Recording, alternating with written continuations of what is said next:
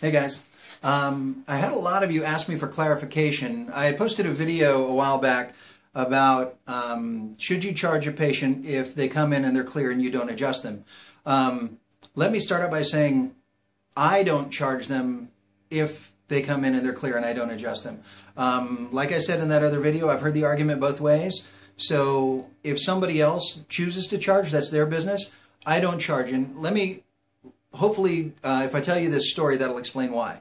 Back when I was in school, I was under the care of one of the faculty members, and it was, I won't tell you who it was or the technique, but it was a technique that I was curious about. So I went in, got started up, and he put me on a 3 times a week care plan. So the first week I went in and I got adjusted, I think it was twice in that first week. So I went in 3 times, but I only got adjusted twice, so I paid for all 3.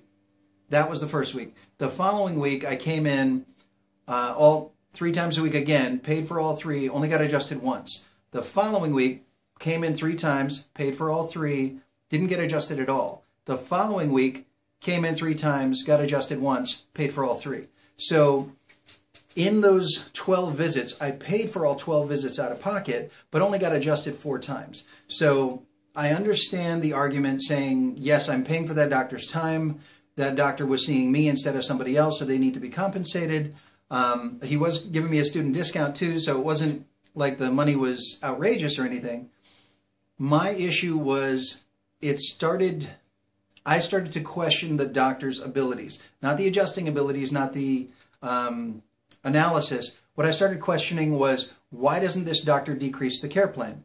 Why is he just sticking with this 3 times a week care plan when obviously I don't need that much? So he should, in my opinion, he should have seen after the first couple of weeks to say, you know what, Norm, I think we ought to reduce you to twice a week. Let's check in next week at twice a week and see how that goes.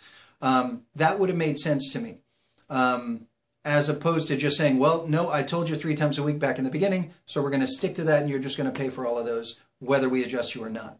So I don't want patients to feel that way about me because I felt that way about that doctor. And I know about chiropractic, so as a student, I felt like my opinion of the chiropractor was a lot higher than the layperson's opinion would have been. So anyway, that was my experience, and so that's the reason why I don't charge if I don't. And let's use that example if that were my patient and my policy of not charging. So that first week of 3 times a week, I would have seen them twice, adjusted them, and then on that 3rd time, I'd say, you know what, looks like your spine is doing good. We're not going to charge you for this one. My guess was that you were going to need 3 times, but it looks like you didn't. Let's check you again next week, 3 times again. So check them once, they don't need it. Good, no charge. Let's check you again. Yes, you need it. Let's adjust you. Check you again. No adjustment, so no charge. You know what? Next week, let's cut it down to twice a week. Obviously, your body's holding better than I thought, so let's go from there. That would leave a good taste in the patient's mouth without it looking like I don't know how to handle a patient case. So that's my follow-up. Leave me any questions below, or if you see me on campus, ask me questions there. And thank you for asking me to clarify this. I really appreciate it. Thanks.